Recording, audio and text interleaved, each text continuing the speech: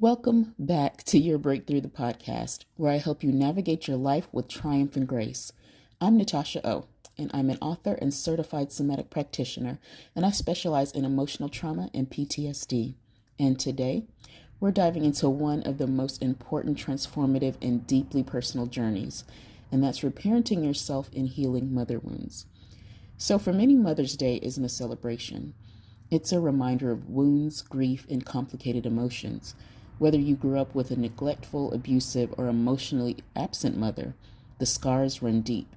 And when those wounds aren't acknowledged, they can shape how we see ourselves, how we seek love, and how we show up in our relationships. And if you've ever felt like you've had to, quote unquote, mother yourself, if you struggle with feelings of rejection, abandonment, or emotional neglect, this episode is for you. So why do we need to heal our mother wounds? Well, it's essential to heal our mother wounds because healing from a dysfunctional or absent mother isn't about blaming. It's about understanding how those wounds shaped you and choosing to give yourself what you've never received. Mother wounds can manifest in many, many ways. Feeling unworthy of love or affection, struggling with boundaries, people-pleasing, or hyper-independence, seeking validation from emotionally unavailable people, or feeling responsible for others' emotions, or constantly trying to fix relationships. These wounds affect our confidence, our relationships, and our ability to trust ourselves. When you heal, you begin to rewrite your story. You step into a space of self-nurturing, self-trust, and emotional liberations. So how do we start reparenting ourselves? So reparenting ourselves, it's pretty much becoming the source of love, validation, and support that you pretty much never received. It's about building a new foundation of self-compassion, emotional safety, and inner trust. And here are 5 steps to start you on your reparenting journey. So number 1, acknowledge your pain. And you know I'm huge on that. Your wounds are real and they deserve to be seen. They deserve to be heard. You are important.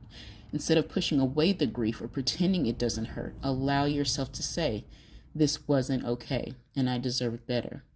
Number 2, speak to yourself with kindness. How would you talk to a child who's hurting? Because you are hurting. That's how you should speak to yourself. Every time the inner child and inner critic comes up, replace it with, I am safe, I am loved, and I am worthy. 3, which you all know I love, set boundaries without guilt.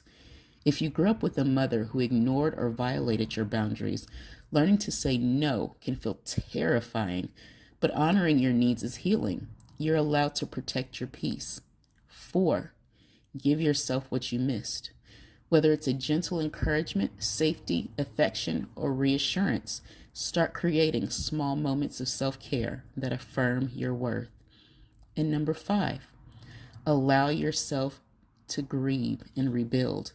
Healing is not about erasing the past. It's about choosing your future. You're not defined by what happened. You're defined by how you rise above it all.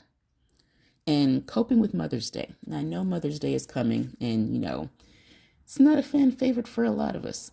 So how do we cope with Mother's Day? Mother's Day can bring up conflicting emotions. Should I buy a card? Should I break contact? Should I do this? Should I do that? But you don't have to suffer through it. So here are ways to honor yourself instead of the pain. So 1, you create a ritual for yourself. Write yourself a letter of love. Take yourself on a walk or do something comforting that reminds you that you are enough. 2, surround yourself with chosen family. Find the people who uplift you, whether they're friends, mentors, or soul connections. And 3, release unrealistic expectations. You know how you feel. You don't have to force yourself into a celebration that doesn't align with your truth. It's okay to sit this one out. So all in all, reparenting yourself is one of the most powerful acts of healing. It's how you break generational cycles. It's how you reclaim your worth and how you create a life where you feel safe, loved, and supported by you. And you are the one that comes first. And if you're struggling today, know that you're not alone. You're worthy of unconditional love, and that love starts with you. And I love every single last one of you. Thank you for tuning into Your Breakthrough podcast. If you'd love to work with me, all contact information is in the show notes or in the link above or below. So until next time, take care of your body, your mind, and your soul. Bye.